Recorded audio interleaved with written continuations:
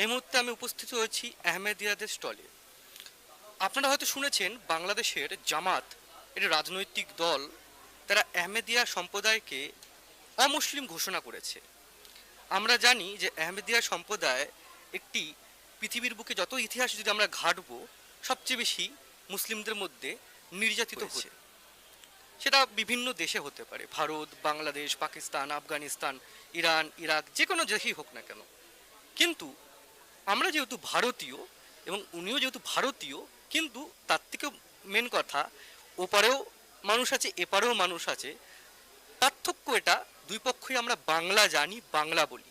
বাংলাদেশে কিছু হলে তারা আজ এখানেও পড়ে, এবং এখানে কিছু হলে তারা আজ বাংলাদেশেও পড়ে। এটি রাজনৈতিক বিষয়।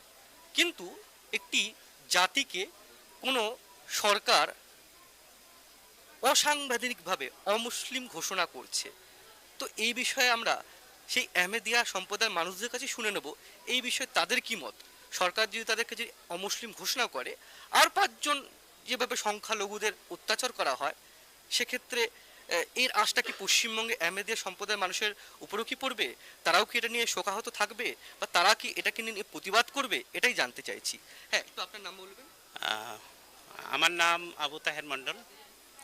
বর্তমানে আমি মিশর ইনচার্জ কলকাতা হিসাবে এখানে আজকের আমাদের জামাতের পক্ষ থেকে নির্ধারিত আছি। আর বর্তমানে এখানে বুক ফেয়ারে এখন এক ডিউটিতে আছি।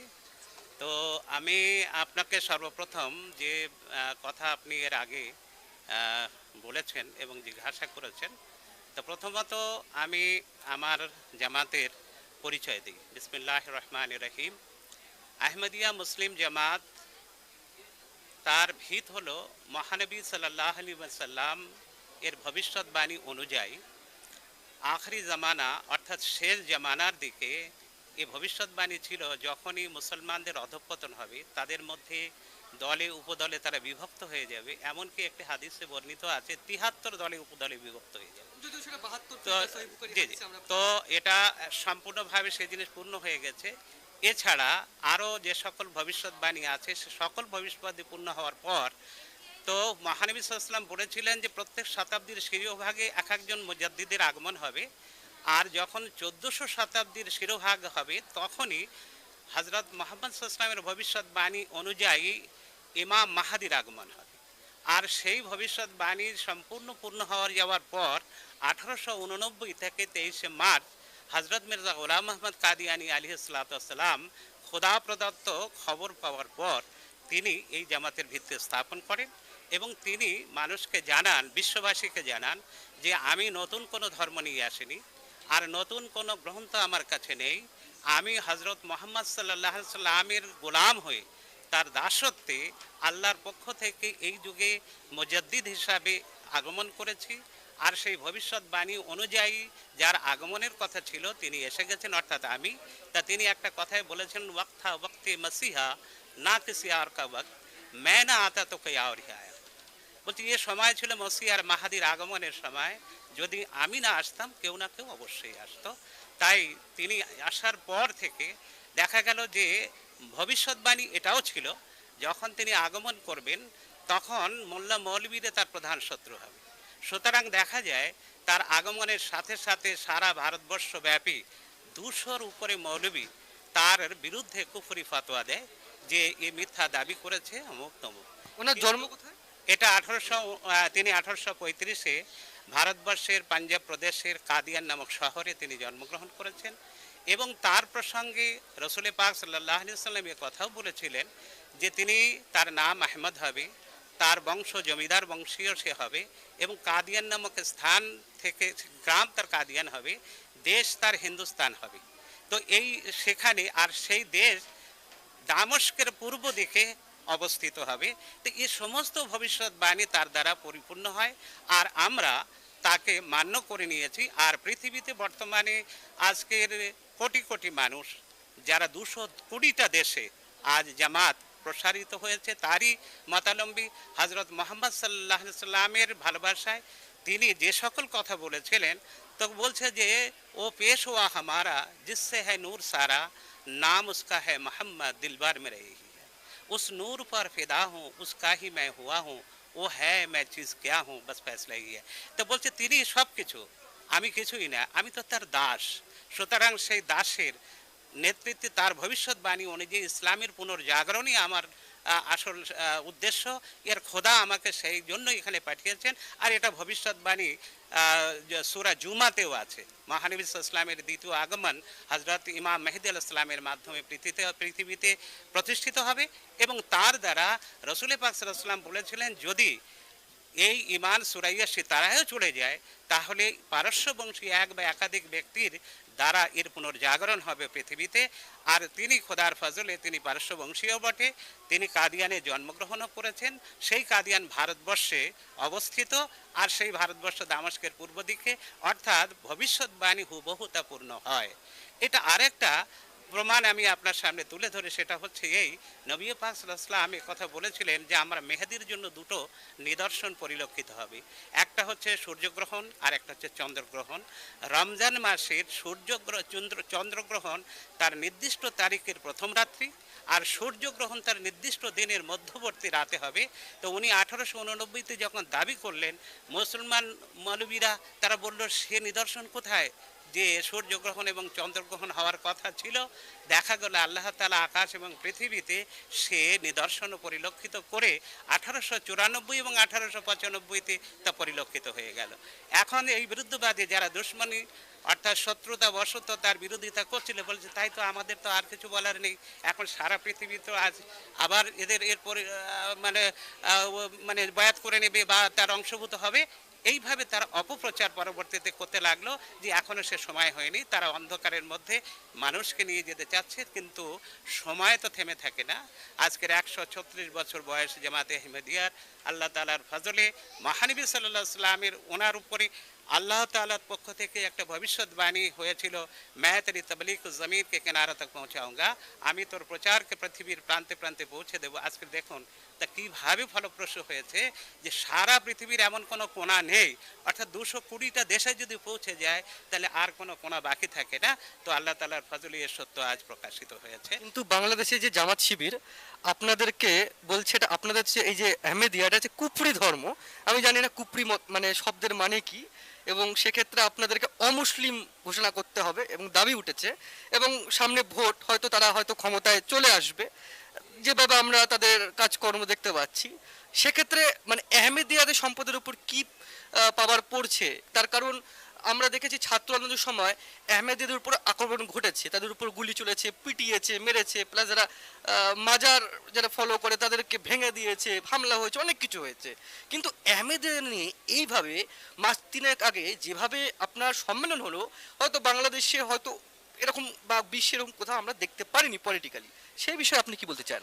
আপনি একটা কথা যেটা বললেন যে তারা কুফরি বলে, কুফরি মানে হচ্ছে তারা ইসলাম বহির্ভূত, অর্থাৎ ইসলামের মহানবী ইসলাম এবং ইসলামের সত্য অনুসারী নয়, অর্থাৎ তারা মিথ্যা দাবিদার, এটা তারা বলতে চাইছে। কিন্তু অ্যাকচুয়ালি কি জানেন, রসুল পাক সাল্লাল্লাহু আলাইহি ওয়াসাল্লামের যে ভবিষ্যৎবাণী শেষ যুগ সম্পর্কে ছিল সেটা হচ্ছে যে আমার বনি ইসরাইল 72 ভাগে বিভক্ত হয়েছিল, আমার উম্মতে অর্থাৎ উম্মতে মোহাম্মদিয়া 73 ভাগে বিভক্ত হবে। আর সেখানে বলা হয়েছে কুল্লুহুম ফিন্নার, সব নারী হবে, অর্থাৎ ভুল পথের অধিকারী হবে, তারা ভুল পথে পরিচালিত হবে, ইল্লা ওয়াহেদা, এক ব্যতীত, ফাহুয়াল জামাত, তারা জামাতি হবে।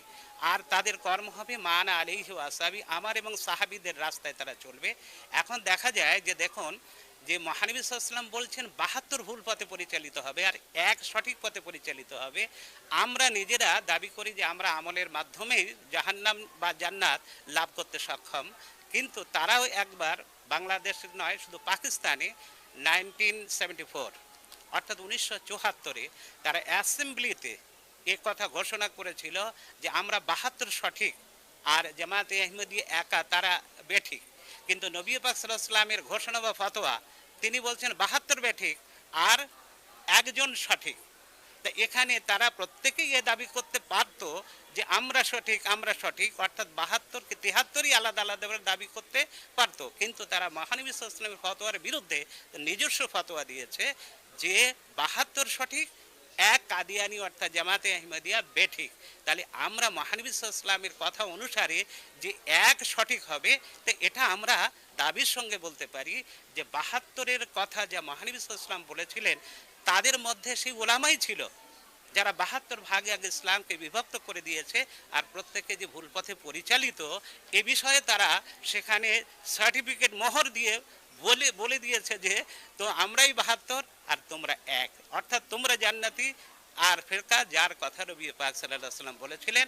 আর এ কথাও বলি, যেমন আপনি কুফরি কথা বলছিলেন, ইমাম মেহেদী আলাইহিস সালাম অর্থাৎ মির্জা গোলাম আহমদ যখন দাবি করলেন, তার পূর্বে যত ভবিষ্যৎবাণী ছিল তার মধ্যে একটা ভবিষ্যৎবাণী আছে, ইজা খারাজা হাজাল ইমামুল মাহদি ফালাসা লাহু আদু মুবিন ইল্লাল ফুকাহা খাসাতান, অর্থাৎ যখন সে দাবি করবে মোল্লা মৌলবীরা তার প্রধান শত্রু হবে।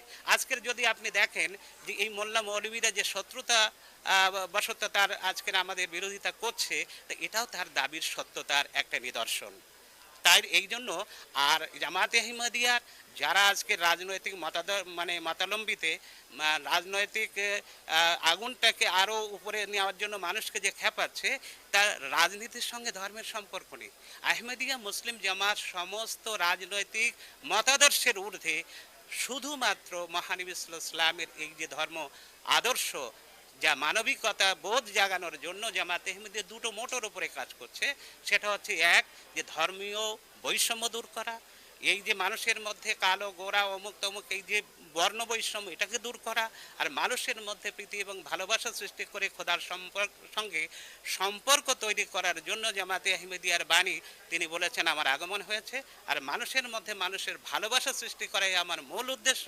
এই জন্য বলছেন সেই ধর্মই নয় যে ধর্মের মধ্যে সার্বজনীন সহানুভূতির শিক্ষা নাই, আর সেই মানুষ নয় যে ধর্মের মধ্যে যার মধ্যে মানবিকতা নেই। তাই এই যে সহানুভূতিহীন যদি মানুষ হয়, সে তো মানুষই নয়, আর সহানুভূতিহীন কোনো দিন হতে পারে না ধর্ম। তা আমাদের মুখ্য উদ্দেশ্য হচ্ছে মহানবী সাল্লাল্লাহু আলাইহি ওয়াসাল্লামের যে আদর্শ আজকের মুসলমান ভুলে গিয়েছিল, পুনঃপ্রতিষ্ঠা তার দ্বারা যে ভবিষ্যৎবাণীর আলোকে হওয়ার কথা ছিল, তা হযরত মির্জা গোলাম আহমদ বানিয়ে জামাতে আহমদিয়ার মাধ্যমে তা প্রতিষ্ঠিত হয়েছে। আজ তার পঞ্চম খলিফার যুগ, তিনি সারা বিশ্বে আজ মানুষকে এই বিশ্ব সংকট ও শান্তির পথ, তিনি শুধু বিশ্ব সংকটের কথাই বলেনি, আবার তার সংকট মুক্ত কিভাবে হতে পারি তিনি তার সলিউশন কোরআন থেকে দিয়ে আজকের বিশ্বের দরবারে আজকের এই তো 20-25 বছর থেকে তিনি একাধারে রাষ্ট্রনায়কদেরকে তিনি দিক নির্দেশনা দিয়েছেন। আর তৃতীয় বিশ্বযুদ্ধ থেকে তার করাল গ্রাস থেকে পৃথিবীকে বাঁচানোর জন্য তিনি প্রাণ চেষ্টা চালিয়ে যাচ্ছেন, এবং তার জামাতকেও নির্দেশ দিয়েছেন এটা প্রত্যেক মানুষের হাতে তুলে দেওয়ার জন্য। আমরা এই ব্রতে নিয়েছি। তাই আমাদের বিরুদ্ধাচরণ করুক আর আমাদের যাই করুক, খোদার সঙ্গে লড়াই করে কেউ পারেনি, কাজও পারেনি, কালও পারবে না। আর এই আহমদিয়া সম্পর্কে যে ভবিষ্যৎবাণী আছে তা পূর্ণ হতেই যাবে, জামাতের বিজয় অবধারিত। কিন্তু এই যে তারা যদি এখন ঘোষণা দিয়ে দেয় অমুসলিম আইনে ভাবে, তাহলে পরে আমরা ঘোষণা না দেবার আগেই দেখছি আহমেদিয়াদেরকে মানে হত্যা করা হচ্ছে, গুম করে দেওয়া হচ্ছে, তুলে নিয়ে যাওয়া হচ্ছে। যদি ঘোষণা দিয়ে দেয় কি হতে পারে এটা আমরা কল্পনা মাত্র করতে পারি, তার কারণ বর্তমান দাঁড়িয়ে আমরা ভবিষ্যতে চিন্তা করতে পারি না, কিন্তু বর্তমানকে অবস্থান করে ভবিষ্যৎ আমরা কল্পনা করতে পারি। দেখুন, আরেকটা কথা বলি, মহানবী সাল্লাল্লাহু আলাইহি ওয়াসাল্লাম যখন দাবি করেছিলেন, হযরত মুহাম্মদকে নবুয়তের দাবি করেছিলেন, তখন মক্কাবাসীরা তার বিরুদ্ধে বয়কটের দাবি করেছিল, ঘোষণা দিয়েছিলেন, এমনকি তাকে হিজরত করতে বাধ্য করেছিলেন এবং তার মান্যকারীদেরকে বাধ্য করেছিলেন। তা হিজরত কি তার উন্নতির জন্য ছিল না অবনতির জন্য ছিল? অর্থাৎ তার স্থানান্তরিত, অর্থাৎ মক্কা থেকে যে মদিনায় গিয়েছিলেন, তা এই যে হিজরত বলা হয় একে, এটা তার উন্নতির লক্ষণ, এটা অবনতির লক্ষণ নয়। তা আজকের যারা এই ধরনের রাষ্ট্রের দ্বারা যদি ধর্মের উপর আঘাত হানে, তাহলে আল্লাহ তাদের উপরে নারাজ তো হবেনি, জামাতে আহমদিয়ার কোনো ক্ষতি হবে না। কারণ জামাতে আহমদিয়ার বিশ্বাস যে আল্লাহর পক্ষ থেকে যে ব্যক্তি এসেছে তার সঙ্গে, তার জামাতের সঙ্গে আল্লাহর হাত আছে। না তারপরেও একজন মানে সংখ্যালঘু মানুষ হিসেবে আপনার কি কোনো মানে ভারতীয় সরকার যেরকম আলাদা আলাদা খ্রিস্টান আছে, আপনার বৌদ্ধ আছে, আপনার হিন্দু আছে, তারা সবসময় ভারত সরকারের কাছে, বা আমরা দেখেছি কিছুদিন আগে বাংলাদেশ হাইকমিশন ওখানে প্রতিবাদ করেছে। ধরুন বাই চান্স এটা হয়ে গেল, বাংলাদেশের পার্লামেন্টে পাস হয়ে গেল আহমেদিয়ারা অমুসলিম, নন মুসলিম, এবং সেখানে আমরা বলেইছি প্রথমে শুরুতে যে তাদেরকে মারকাট করছে, তারপরে আরো ভয়ঙ্কর কিছু হতে পারে। সেই সময় আপনাদের সচেতন মানুষ হিসেবে আহমেদিয়া অনেক পরে সচেতন মানুষ হিসেবে এবং সংখ্যালঘু মানুষ হিসেবে আপনারা কি কোনো দাবি থাকবে বাংলাদেশ সরকার বা ভারত সরকারের কাছে এই বিষয় নিয়ে কোনো স্টেপ নেওয়ার বিষয়? দেখুন, আমি এর আগেও আপনাকে কিছু বলেছি। আপনারা জানেন যে বিগত কয়েক বছর পূর্বে পাকিস্তানে জামাতে আহমদিয়ার মসজিদের উপরে আক্রমণ হয়েছিল, বম ব্লাস্ট হয়েছিল, সেটা এখনো হয়। এখনো হচ্ছে, বা তাদের উপর যে অত্যাচার হচ্ছে। কিন্তু সেখানেও আমাদের একই কথাই ছিল যে আমরা যে দরবারে বলার সে দরবারে বলে দিয়েছি, আপনাদের কাছে, মানুষের কাছে আমাদের কোনো আবেদন নেই। আমরা কোরবানি দিচ্ছি, ত্যাগ দিচ্ছি, আর ত্যাগ অবশ্যই ফলে আনে। তো এই জন্য রক্ত, যেটা বলছে অত্যাচারীদের রক্ত যেন কখনো বিফলে যায়নি, শহীদের রক্ত কখনো বিফলে যায়নি। তাই বলছে খু শহীদ আনি উম্মত কায়ে কম নজর রায়গা কব গয়া থা কে আব যায়গা। শহীদের রক্ত কখনো বিফলে যায়নি, কালও যায়নি, আজও যায়নি। তা আমরা মহানবী সাল্লাল্লাহু আলাইহি ওয়াসাল্লামের সেই সময়কার যে ওনার যে ধৈর্য, তার সাহাবীদের যে ধৈর্য ছিল, সেই ধৈর্য, তার সুন্নতের উপরে আমরা আমল করছি। আমাদের জন্য, আমরা তো প্রত্যেক দেশের যে সরকার তার পূর্ণ আনুগত্য করি, সেটা কোরআনের নির্দেশে, আর তার পূর্ণ আনুগত্যের নির্দেশও আছে। আর এটাও বলা হচ্ছে হুব্বুল ওয়াতনি মিনাল ঈমান, জন্মভূমির ভালোবাসা তোমাদের ঈমানের অঙ্গ বিশেষ। আর কথাও বলা হচ্ছে যে সেই জন্মভূমি তোমার সম্পদ, তার রক্ষার্থে যদি তোমার জীবন চলে যায়, তুমি শহীদ বলে গণ্য হবে যদি তুমি নীতির উপরে প্রতিষ্ঠিত থাকো। তো এই জন্য আমরা এটা বিশ্বাস করি যে যে বিরোধিতা যা কিছু হচ্ছে, প্রত্যেক যুগে যুগে যত নবী পৃথিবীতে অবতরণ করেন তাদের বিরোধিতা হয়েছে, কিন্তু জয়ী সে হয়েছে। আল্লাহ তাআলা কোরআনে এই কথাই বলেছেন, কাতাবাল্লাহু লা আগলিবান্না আনা ওয়া রাসূলি, আমি এবং আমার রসুল অবশ্যই সফলতা অর্জন করব। তো মহানবী সাল্লাল্লাহু আলাইহি ওয়াসাল্লাম শুধু নয়, তার পূর্বে বিগত যত নবী এসেছেন এই পৃথিবীতে 1,24,000 পয়গম্বর, তারা সবাই জয়ী হয়েছেন। আর আমরা ওই উদ্দেশ্য নিয়ে, ওই সুন্নতের উপরে আমল করে আমরা ইনশাআল্লাহ সাকসেস হব। না, তারপরেও আমরা বাংলাদেশের কিছু প্রগতিশীল মানুষদের দেখেছি, এই যে সভাটা হলো, তারপর কিছু কিছু পুরনো যেসব মাওলানা আছেন, যেমন মুফতি ইউসুফ বিন রাজ্জাক, বাংলাদেশের নামকরা একজন স্কলার ইসলামিক, তিনি বলেছেন যে আহমেদের তো মুসলিম, ওদেরকে জিহাদের নামে কতল করা কোনো দোষের নয়, করতেই পারে মানুষ, কিন্তু বাংলাদেশে আইন আছে, এটা ঠিক নয়, কিন্তু করতেই পারে। এই বিষয়ে আপনি কি বলবেন? দেখুন, আমি তো এখানে আমি কোনো কমেন্ট করতে চাই না, কারণ আমরা তো সম্পূর্ণ আমাদের যে হেদায়েত হয়, আমাদের যে নির্দেশ আছে, নির্দেশের বাইরে আমরা কোনো রকমের রাজনৈতিক যে মন্তব্য আমরা করতে পারি না, আর আমাদের করা নিষেধ, কারণ আমরা রাজনীতি করি না। কিন্তু কেউ যদি রাজনীতির বলে এসে আমাদেরকে অত্যাচার করে, তো সে কোনোদিন সাকসেস হবে না, এটা আমরা বিশ্বাস করি। আর দেখবেন যে পরবর্তীতে আপনারাই লক্ষ্য করবেন, যারা এই ধরনের রাজনৈতিক মদতপুষ্ট হয়ে তারা আজকের জামাতে আহমদিয়ার নিরীহ জামাতে আহমদিয়ার মানুষের উপরে যদি অত্যাচার করে, তা তারা মজলুম, অর্থাৎ তারা অত্যাচারিত। তা অত্যাচারিতের দোয়া আল্লাহ ডাইরেক্ট কবুল করে নেয়। তো ইনশাল্লাহ আমাদেরও দোয়া এইভাবে কবুল হবে এবং আমরা সেখানে সাকসেস হব। তবে ধৈর্য থেকে আমরা কোনোদিন বিচ্যুত হব না। এই ধৈর্য হবে আমাদের মহাশক্তি, আর দোয়াই হচ্ছে আমাদের সবচেয়ে বড় হাতিয়ার। আমরা বাহ্যিক কোনো হাতিয়ারের অপেক্ষা করি না। আপনার নাম? আমার নাম আবু তাহের মণ্ডল, আহমেদিয়া মুসলিম জামাতের একজন মুবাল্লিগ, প্রচারক, আর বর্তমানে কলকাতায় ডিউটিরত আছি। আর এখানে এখন এই আপনারা দেখছেন যে বইমেলায় এখানে ডিউটিতে আছে। ধন্যবাদ। আমরা আহমেদের সম্পর্কে শুরু থেকে শেষ অবধি জানলাম, কিন্তু তারপরেও একটা বিষণ্ণতা থেকে যায়। তার কারণ পৃথিবীর বুকে যে কোনো প্রান্তেই সংখ্যাগরিষ্ঠ দ্বারা, মতবাদ দ্বারা, বা রাজনীতি হোক না কেন, বা ধর্মই হোক না কেন, ভাষা হোক না কেন, সংখ্যালঘুরা সবসময় আক্রান্ত হয়ে এসেছে। সেটা আমরা পৃথিবীর যত ইতিহাস ঘাটব তত কম পড়ে যাবে। কিন্তু আমাদের যে একটু আগে যে ইন্টারভিউ দিলেন, তিনি বললেন আমরা রাজনীতিতে যাব না। হয়তো তার ব্যক্তিগত মত,